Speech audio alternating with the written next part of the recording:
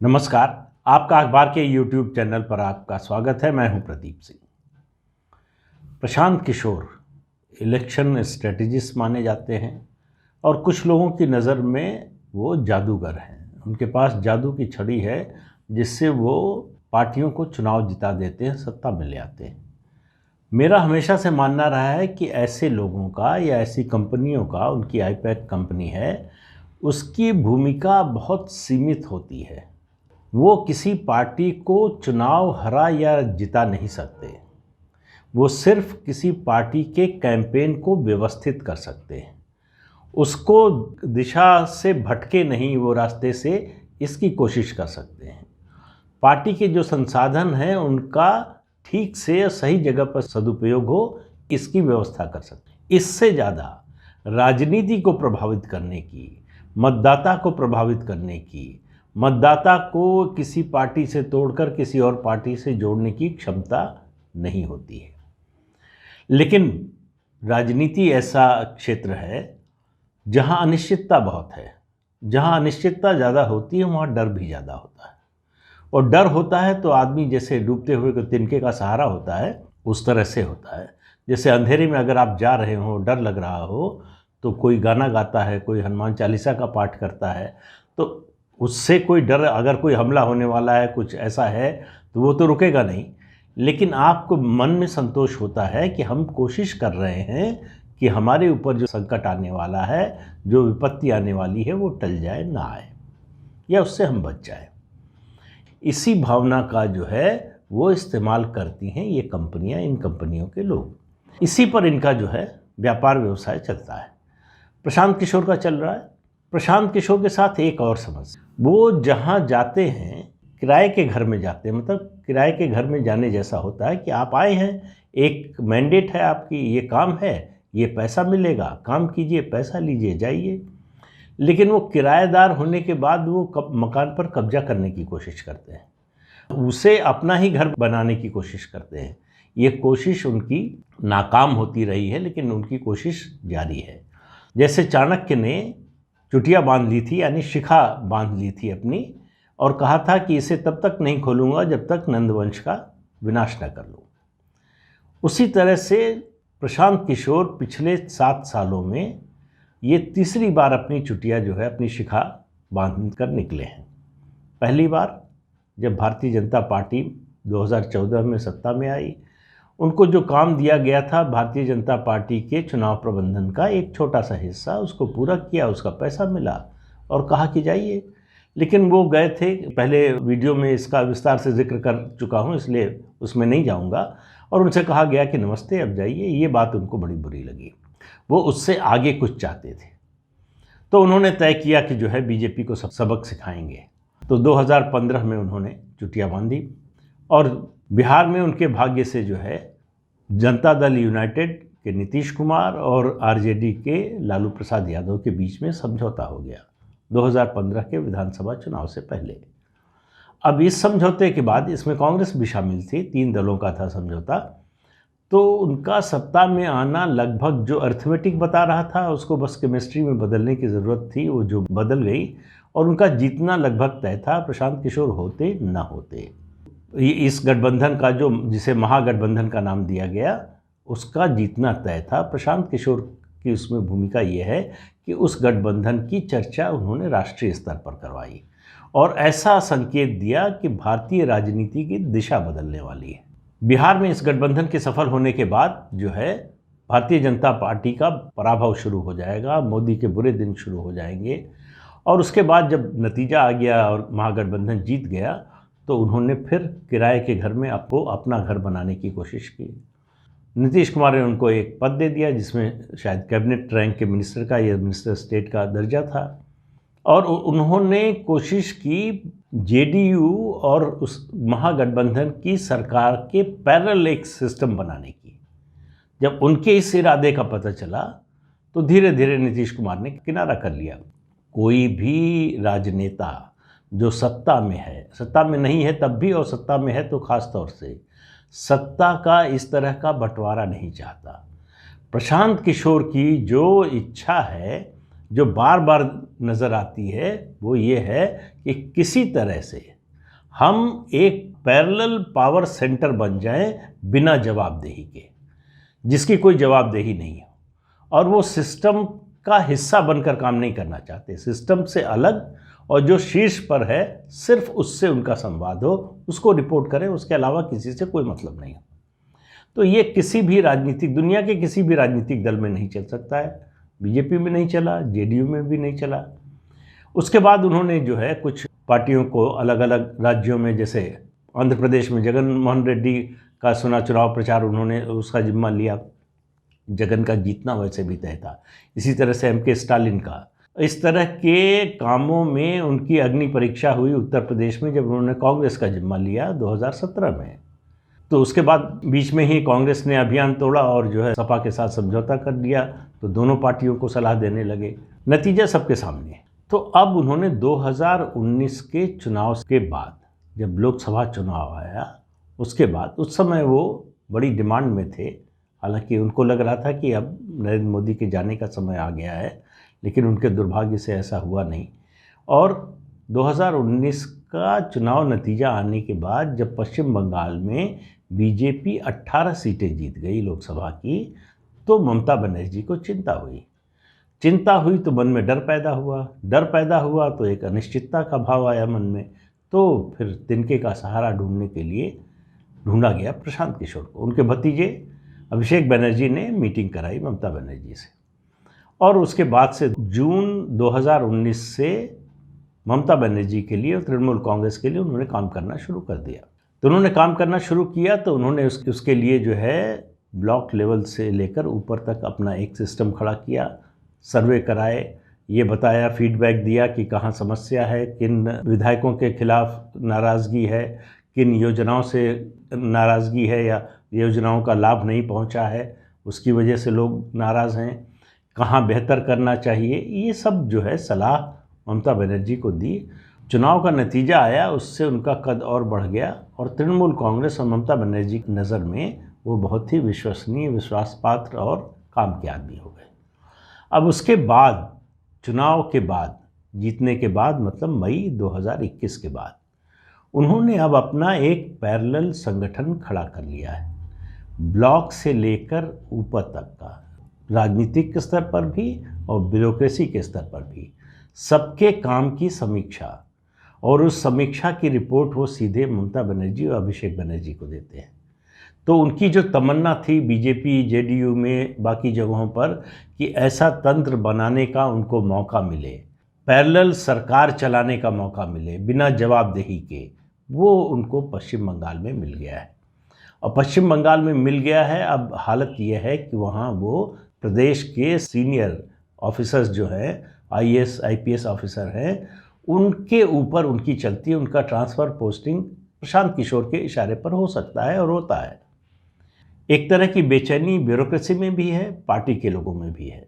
Party में कोई नेता अब जो है उस तरह से नंबर 2 नहीं रह गया। अब पार्टी में, तृणमूल कांग्रेस में फैसले 3 लोगों की टीम लेती है, ममता बनर्जी, अभिषेक बनर्जी और प्रशांत किशोर। पार्टी के बाकी सारे वरिष्ठ नेता इस डिसीजन मेकिंग के प्रोसेस से बाहर हो गए। प्रशांत किशोर को ये समझ में आ रहा है ये सिलसिला बहुत लंबे समय तक नहीं चलेगा, असंतोष होगा, लोग बोलना शुरू करेंगे। तो उसको चुप कराने के लिए उनको कुछ तो चाहिए था। उन्होंने ममता बनर्जी के मन में राष्ट्रीय महत्वाकांक्षा जगाई और ये कहा कि आप इतने भारी बहुमत से जीत कर आई हैं, बीजेपी के सामने जीत कर आई हैं, बीजेपी सत्ता में आने का दावा कर रही थी, नहीं आ पाई पश्चिम बंगाल में, तो नरेंद्र मोदी से लड़ने के लिए आपसे ज़्यादा क्रेडिबल फेस और कोई नहीं है। कोई दुनिया में ऐसा नेता नहीं होगा जिसमें महत्वाकांक्षा नहीं होगी। ममता बनर्जी 3 बार मुख्यमंत्री बन गई हैं, क्यों नहीं प्रधानमंत्री बनना चाहेंगी? लेकिन वास्तविकता और महत्वाकांक्षा, इन दोनों का अगर तालमेल ना हो, ये दोनों अगर एक साथ न चल रहे हों, तो फिर आपके गड्ढे में गिरने की आशंका बढ़ती जाती है। अब ममता बनर्जी को उन्होंने समझाया, देखिए कुछ बातें, इसका क्रेडिट प्रशांत किशोर को देना होगा।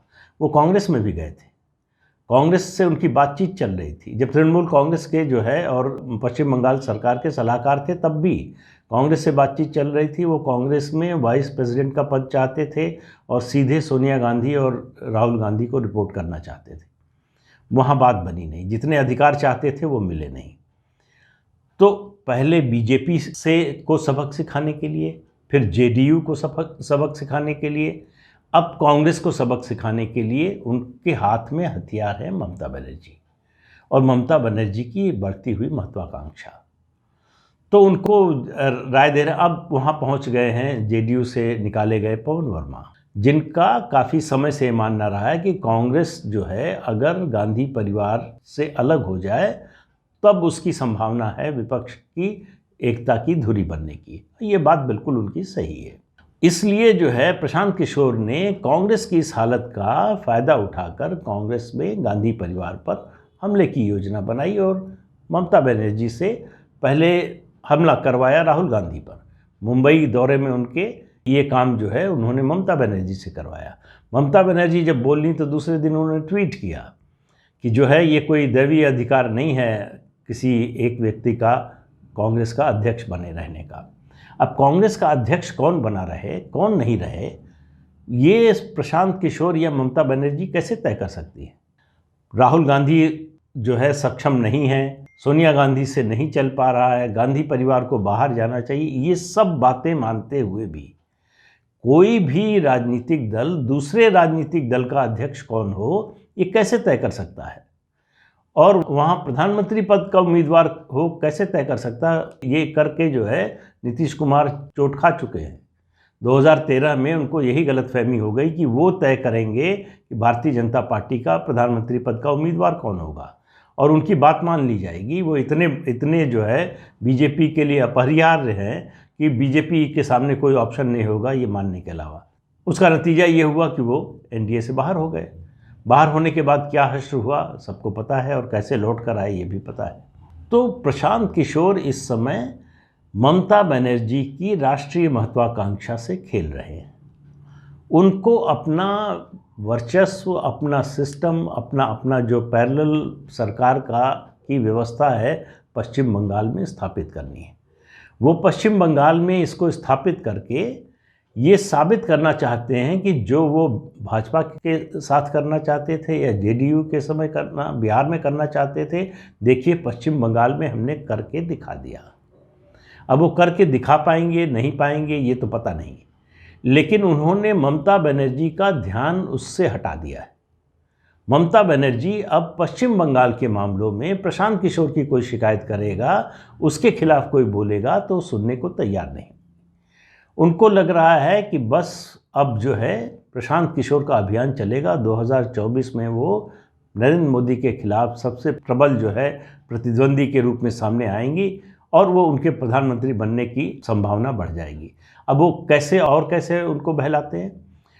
प्रशांत किशोर के एमके स्टालिन से संबंध है, जो दोस्ती है, जो तमिलनाडु के मुख्यमंत्री हैं, उद्धव ठाकरे से है जो महाराष्ट्र के मुख्यमंत्री हैं, जगन मोहन रेड्डी से है जो आंध्र प्रदेश के मुख्यमंत्री हैं।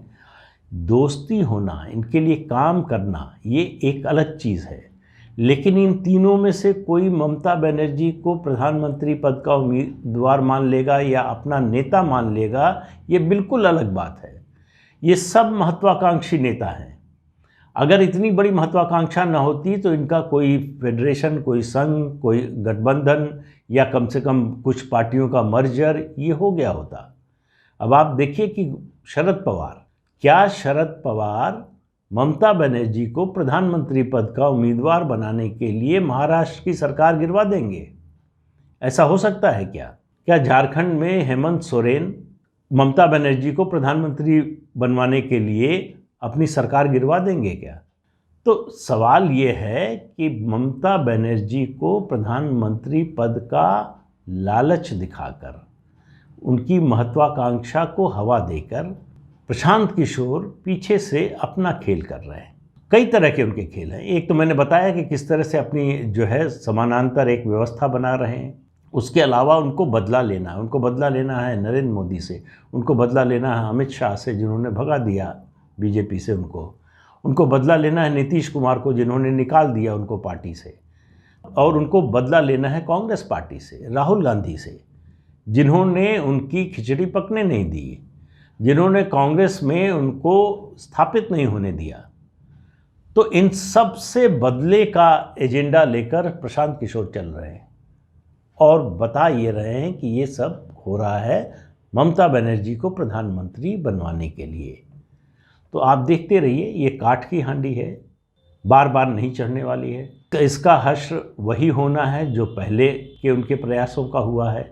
लेकिन ये इतना ज़रूर है कि इस बार बीजेपी, कांग्रेस या नीतीश कुमार की तरह ममता बनर्जी उनकी चाल को या कहें कि उनकी योजना को या उनकी मंशा को समझ नहीं पा रही।